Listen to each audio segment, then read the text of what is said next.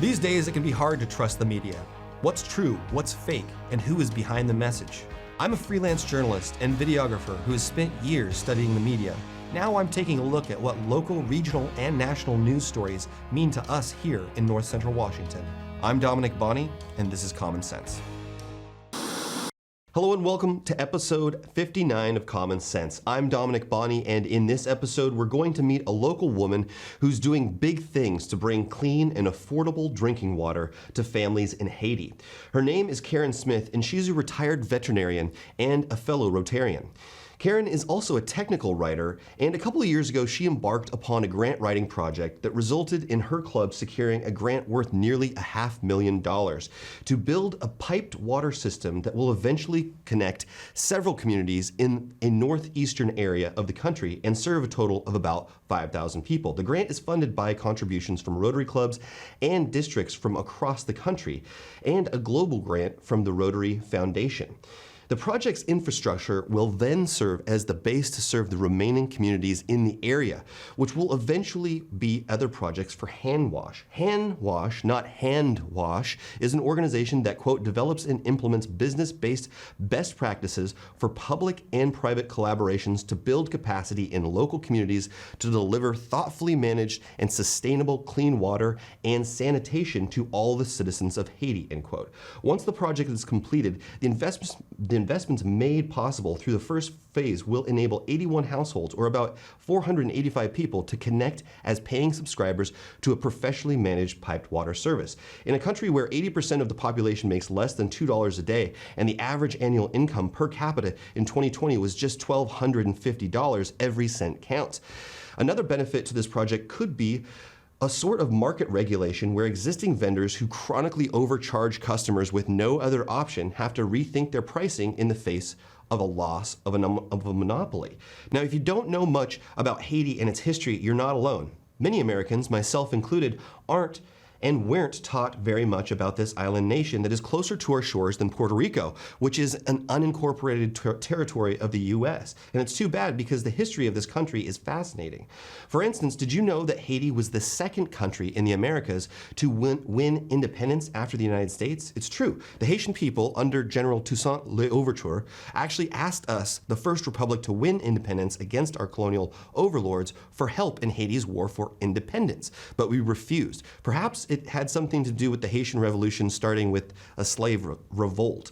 Nevertheless, Haiti won independence from France, and one of the most lucrative colonies in the Americas suddenly no longer provided an endless supply of free coffee, sugar, and other cash crops. Huge reparations, the irony, were levied by France against the new country for the loss of their property, which was the once enslaved inhabitants of the country, according to the French. What was once the most prosperous colony in the Americas was economically decimated from the get-go, and we, meaning the U.S., would not officially recognize Haitian independence until 1862. That's almost 100 years after they won independence. Maybe it has something to do with Haitian history not being very high on the list of subjects covered in American history courses. Anyway, the reason I bring up the history of the country is that it provides context to where the country is at currently. As you will hear in the interview, Carin pushes back against this line of rhetoric that anyone who has gotten involved in Haitian relief hears, which is a variation of, Haiti is so messed up, why even try and fix things? Well, because it's a country full of people just like you and me, and Carin and her fellow Rotarians are people of action. So now let's go to Carin's home in Wenatchee and hear how she spearheaded securing this grant to benefit the people of Haiti. I'm Carin Smith, and I've been in the Wenatchee Rotary Club for about 4 years. Great. And can you tell me about this grant that you wrote and that recently came through? What got you interested in writing this, because you're a technical writer, and what made you decide, hey, let's do this? My club had already been involved in Haiti for a number of years, and I think you know that after the 2010 earthquake, there were physicians from Wenatchee who went down to Haiti, and our Rotary Club also went down and brought in some immediate aid water filters, buckets with filters that attached so that people could get clean water in the short term. And when I joined, they had just put a filter into a school to help there. And we started looking into bigger projects. How could we make a longer term impact? Because the immediate aid, while it's important, is not sustainable. And there are people in Haiti that don't have piped water to their homes. And so we started looking at what would be a longer term project that could bring long-term and sustainable water to the people in Haiti. Yeah. Yeah, and for folks who don't know maybe about the recent history, and I mean recent as in last 2 decades, I guess what are some of the things that have happened in Haiti that made you and the club say, we have to step up and help? Yes, and it's pretty interesting because honestly, I hadn't thought much about Haiti before I joined Rotary. And then once you start learning about Haiti, the first reaction could be, it's so horrible there that why should we even bother to help? Yeah. And then when you get to know a little more, you actually meet Haitian people, and we have Zoom calls every week, and you realize that there's people there who are wonderful, motivated, really working to help their country. And so it is a chaotic place, and there's things happening all the time. But among that, there's still people going about their lives and doing really good things in Haiti, and they need our support. So we have a partnership now with people there. Wow. And so this grant, how much is it for, and what does it do? Yes, it's a grant from the Rotary Foundation, and that's an international group. It's for $490,000. And it's for a water system that will serve several villages. And so we're going to put in a well, a holding tank, chlorinated system, and pipes that go to the homes. Wow. I know, wow. And this village that it serves, roughly how big is that? There's actually a series of small villages all along a river that go down to the ocean.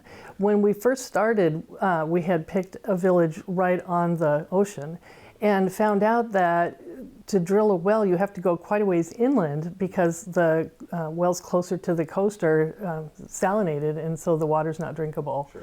And we realized if you put a well inland, you can't just go running a pipe past a whole bunch of people and just take it to the beach. And so we realized we needed to serve all the communities from the well down to the beach. And so there's actually a series of small villages. Wow. That will be served.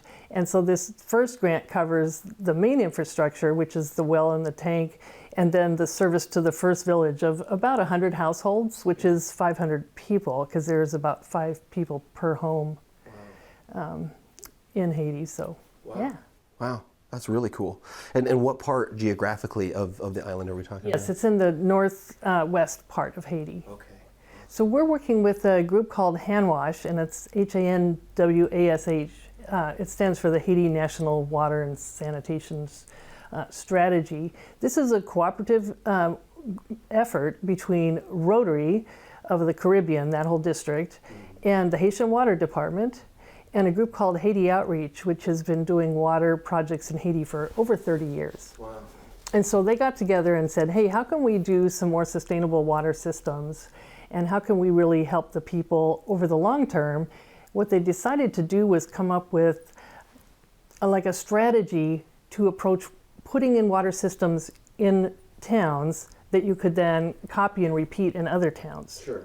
And so our club, when I first heard about this, they were just forming. Mm-hmm. And I said, oh, we can be what's a pilot project. And what that means is that we're not only putting in this system for the village, but we're creating the templates, processes, procedures, the training that can be copied in other villages. Wow, so it's a model, really. Mm-hmm. It's a model, yeah. And Rotary is really pushing now, wanting programs rather than projects. Sure. Because with international aid, what they've found is that there's a whole bunch of little projects that all don't know about each other. And if you have a program where you're doing something that's repeatable, you can have a longer lasting impact. Yeah, absolutely. It makes sense.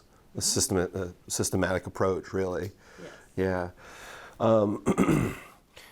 So Hanwash, tell me a little bit more about that, and just because I know our district, I'm a Rotarian as well, our district has just been your club that's been very involved, or is it district-wide? Well, it's district-wide. When I first heard about Hanwash, and I went to my club and I said, wow, guys, check this out. It's really cool that this is forming.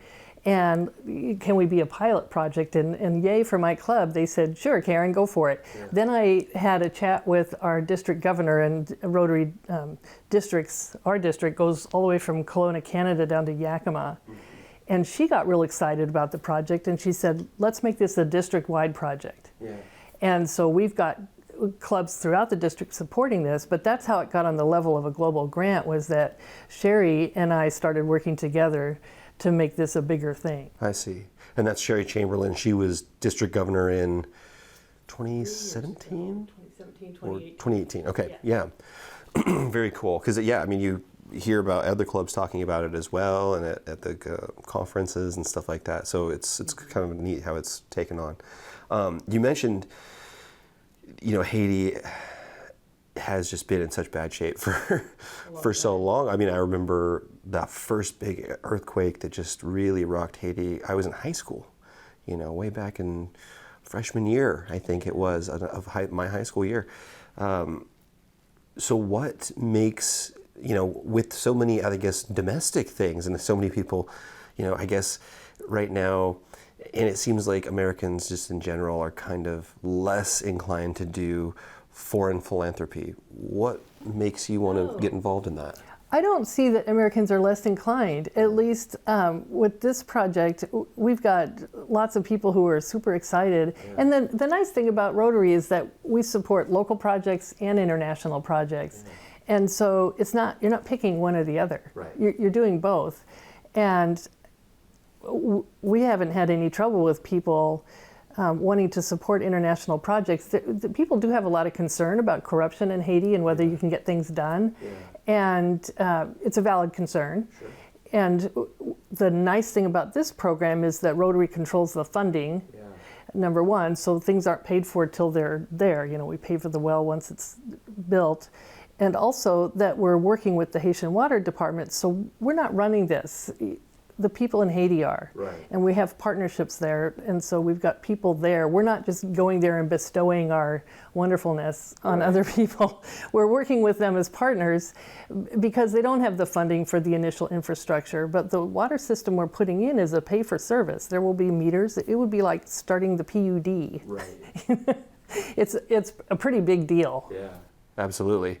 And so can you describe some of these structures that are in place to, I guess, limit corruption? Because that is one of the problems, is that you go in with even non-governmental agencies sometimes, but you see a lot of money being dumped into a country, and then but the road doesn't get built, or the infrastructure project doesn't get completed. So how, does Rotary, which is an international organization with lots of experience in doing aid projects like this, how do they ensure that gets spent in the way it was meant to be? Yes, well, part of the tough thing about getting a global grant is that you have to document how you're going to do all this. Mm-hmm. And so we had to get the bids and get the funding figured out, have a very stringent business plan. You can't just go la-di-da. And so there's the grant application is like 50 pages. Yeah. In addition to that, Rotary controls the funds, and their agreement with the Haitian Water Department is such that we know who we're hiring to build the well. Yeah. You hire them to build the well, and you pay them to build the well. You don't just give a bunch of money to some bank account somewhere. Yeah. And so each step of the way is documented. Hanwash has, it's a very robust organization now. It's fairly new, but it's very robust. We have a whole committee for risk management. We have a committee for finance. We have a committee for the different projects. So we've got people working on all these aspects. And anything that you think of where you might say, well, what about this? There's people working on it who are super smart, way smarter than me, who've been doing international work for decades, and it's really fun to meet these people and work with them. Yeah, that's awesome. So you mentioned 50 pages. How, ballpark, and it doesn't have to be super specific, how much time do you think you spent on this project? My husband asked me that because he notices, but it's been 2 years, so it's a few hours a week. And actually writing the grant for me wasn't that hard. It's a form, you fill it out. And we have a whole team of people, including lots of people who are higher up in Rotary than me at the international level, who are helping us, who've done this before. And so it's more like it's work that you just proceed through as anything that's terribly difficult. It's time consuming, you have to think about it. You have to put in the details. But hey, I'm retired and I don't want to be bored. Well, it's a good use of your time. It'll benefit a lot of people, it sounds like. How long have you been in Rotary? Only 4 years. You know, I joined and I got on the World Service Committee and they said, oh, we have this filter at this town in Haiti. And I said, oh, that's interesting. And, you know, what are you thinking long term? And they said, well, what do you think? So I started asking around. And I'm a veterinarian, but I have friends who work in international aid and agriculture that I've known for many years. And so I was talking to different people. And I think someone in our club actually made the connection with Haiti Outreach, which is a partner in this group. And so I called them and just talked to them on the phone and said, what you guys doing down there? And hey, we have this filter in a school. And they said, well, that's nice, but don't you want to do something a little bigger? Yeah. Stay tuned for more after the break.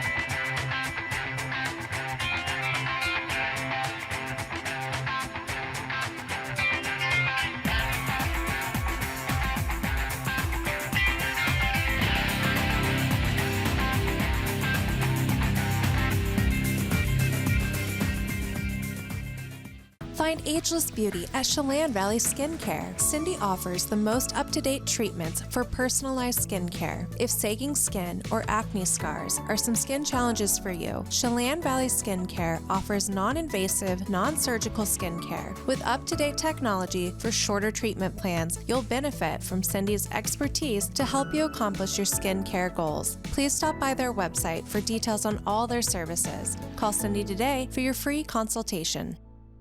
My job is to educate my client, help them navigate a system that is difficult and complicated. It is my job to tell their story and to convince either a court, a judge, or 12 jurors of the appropriateness of our request. It's the great leveler. It's the only leveler, because the least powerful can gain the remedy they deserve that the law provides for them. Let Mary Maid's custom cleaning experts help you clean up your to-do list. Between work, kids, and pets, it's hard to find time to keep up. Let Mary Maids of Wenatchee help. Mary Maid's cleaning experts can help keep your home or business fresh, neat, and exactly how you'd clean it, if you only had the time. Call now for a free estimate, 509-663-1710. Serving Chelan and Douglas counties. Mary Maids, let us help.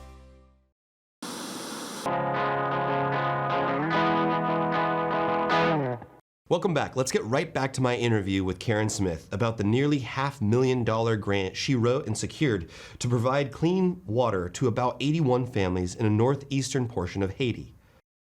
How has the club stepped up, and how much, you mentioned in your presentation the other day that I watched on Zoom, you know, how much money has this district raised, and how does that work? Because there's a whole matching mechanism, yes. And it's very interesting kind of how that works. Rotary is very clever. So our club specifically put in $10,000, and actually it's 15 now because we had to put in 5 at the beginning to get the needs assessment done, which is required. So our club put in $15,000, which is a pretty big chunk, but we're the host or sponsor club. And then throughout the district, I think we raised a total of $60,000. There was $30,000 from clubs, and then the district matches that with with the half of that, and then Canada, because it's really beneficial to have a district that includes Canada. It's great to work on a project with another country. Yeah. I mean, Canada's like us in a lot of ways, and yet they add a different dimension to the fundraising and all kinds of things. So we got all the clubs in our district, or many clubs in our district that participated, and then we started getting other districts like Pennsylvania chipped in. There's some people in Vermont, and It just grows. It's like magic. Yeah. Yeah. And what made you want to join Rotary? Well, you know, I worked on the dog park here earlier. I helped make that happen. And I was retiring, and I thought, I don't want to run a nonprofit. Like, that dog park was hard. Yeah. And then a friend of mine said, you should join Rotary. And I thought, well, that sounds good, because it's a big enough organization that you as an individual don't have to run everything. Right. You have a team of people. There's lots of different projects. So if you have something you like to do, you like to work on stuff physically, like you can help with parks rehab stuff, or if you're interested in international stuff, you can do that. We have the peace building project. There's so many different things you can do, and you can do as little or as much as you want. Mm-hmm. So I thought, oh, I'll join Rotary because I don't have to do anything real big like the dog park. And now you're building a well. And now I'm heading up an international project. But I have a big team. Right. And it's a great team of people. Yeah. So the nice thing is, it's not all on one person's shoulders. Sure. And so if I exited today, the project would go. Right. It's not all on me. Right. Yeah, that is peace of mind, I guess, for sure. And you said you guys meet each week, once a week, with your team in Haiti? Well, yes, and so there's different committees. So there's actually several committees that meet once a week, and some committees that meet once a month. So I'm on the projects committee, there's 7 different projects now in Hanwash that are the initial ones.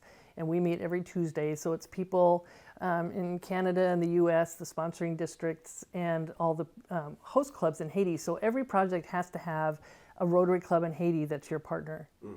And so all of our projects have the Haiti counterparts. So we're all on Zoom. And it's great, because if something happens in Haiti, there they are, and they can say, oh yeah, that happened, and here's what we're doing, and here's how it's handled. There was some small earthquakes this week. Yeah. And so you feel more in touch with the country, and you get a better sense of, there's background stability with all the chaos, and you also get a sense of how people are responding when things happen. Yeah. So it's really good. Yeah, I'm sure. Yeah. And you put faces to names and all that stuff too. Uh-huh. Have you been to Haiti yet? And no, do you plan to go? I will go sometime. The Hanwash director was just there this week, and there's a lot of effort that goes into security right now when people visit. So, they picked him up at the airport, and they had security around him, and they made sure that he was accompanied correctly. And so I don't want to go and be a burden. On the other hand, they are encouraging me to go to make those contacts with our partner Rotary group down there. Yeah. So I would like to go at some point, and I feel real comfortable. When Ryan, our director, went, he was just really happy and said he felt really comfortable, very well cared for. Yeah, you just don't want to go running off by yourself. Yeah, probably not a good idea. Well, I'd love to. There's so many. I mean, it's funny. I was talking to Lester Cooper from the Lake Chelan Rotary Club, and I said the same thing. I was like, man, I would love to go shoot a documentary about that project, and I'd actually like to do an episode on that project as well, what Lake Chelan, kind of does in Africa there at the school, because there's so many great things like this and like that school that are coming right out of this local area, and people are doing all sorts of things, building wells and sanitation projects that are, massive scale. Like you said, not just a one-off. I mean, this is going to benefit a whole series of people, villages. Is there anything that you want the public to know, I guess, about, say people are watching and they want to get involved and they want to help out, maybe they want to donate, or maybe they want to donate their time or expertise. How could they do that? Yes, there's several ways. You should be a member of Rotary to volunteer your time, and we have lots of committees. Like one of our committee members works at actually the PUD, so he's a water engineer, and so he goes on the committees with the technical people and can review some of the plans, And then there's marketing committee and the projects. I mean, anybody can join Rotary and participate in those committees. Yeah. But the other thing you can do is you can make donations to Hanwash, and You can do that with financial donations that you send to the Wenatchee Rotary Foundation, because we've got a fund that we're holding for that project, and we hold it until there's an expense, like we said about the due diligence. So you can donate to the Wenatchee Rotary Foundation. And then, we've had all these other clubs that have been participating, and the East Wenatchee Rotary started a project with waterfromwine.org, and they're selling wine, and the entire proceeds from the wine goes to our project. Wow. So you can go to waterfromwine.org, and it's only if you buy the specific Haiti wine. So you go to their website, and then you click on shop, and then you scroll through, and I think it's on the second page where you'll see the Haiti wine. Okay. And it's a Cabernet, and it's $30 a bottle, and so they just told me yesterday they raised $8,000 for us since last fall. Since last fall, wow. Just from this wine? Just from this wine. Proceeds. It's so cool. That is really cool. Yeah, so drink wine and help us with water. Well, hey, I think there's plenty of people who can do that. I'll put that URL in the show notes at the bottom so people can click on that too and mention it. Is there anything else that you want the public to know? That's always my last question. Is there anything that we didn't cover that you think the public should know about this story? People in Haiti are regular people like we are. And sometimes I get reactions of, why are we doing this? Because everything is so horrible down there. And once you meet people that live in Haiti, there's some bad stuff going on, and there's also just regular people doing good things, and just really resilient, creative, smart people who are working with Rotary projects, and it's pretty exciting. Yeah, absolutely. I mean, everybody deserves dignity, and like you said, this is a country that, there's no reason to consider any place, no matter how bad it is, just write it off, and just because it is, I think, the poorest country in this part of the world, basically this hemisphere, that just means that we need to do more, not less. I agree. Yeah, you kind of wonder, do you have to be worthy to get help? Exactly. Exactly. Yeah. Good point. Well, thank you for speaking with me today. Yeah, thank you. Yeah. I'd like to commend Carin and my fellow Rotarians here in the Wenatchee Valley for seeing a need, seizing an opportunity, sticking with it, and securing the financial support to make life demonstrably better for our brothers and sisters in Haiti. One of the things I love about Rotary is that it really does offer you the opportunity not only to think globally and act locally, it gives you the opportunity to think globally and act both globally and locally. Not only do our Rotary clubs do things like build community parks and run blood drives right here in North Central Washington, but they also partner to make lasting positive impacts in developing countries around the world. Haiti might be one of the poorest countries in the Western Hemisphere, but that doesn't mean it's a lost cause. And just because it's a poor country with infrastructure that needs work doesn't mean that the Haitian people don't have anything to offer culturally, artistically, or historically. I encourage everyone watching right now to learn more about this vibrant and beautiful country and its culture. I have included many sources where you can learn more about Haiti in the show notes, including a wonderful episode of comedian Conan O'Brien's new show titled Conan Without Borders, where he travels to Haiti and explores the country and its culture. I'd also encourage you to support Hanwash and Rotary's efforts to provide clean water in Haiti by donating or purchasing wine through the Wine to Water program Carin mentioned. I am also including a link to where you can order that in the show notes, and you can find the transcript and sources for this episode on NCWLIFE.com. Just go to the full episodes tab and scroll down until you see Common Sense with Dominick Bonny. This is episode 59. Join me next week as we take a look at Tina Nickpack Brown's winter STEM camp at the Lake Wenatchee YMCA camp, which took place recently. That's all for this episode. I'm Dominick Bonny, and I'll see you next time for more Common Sense.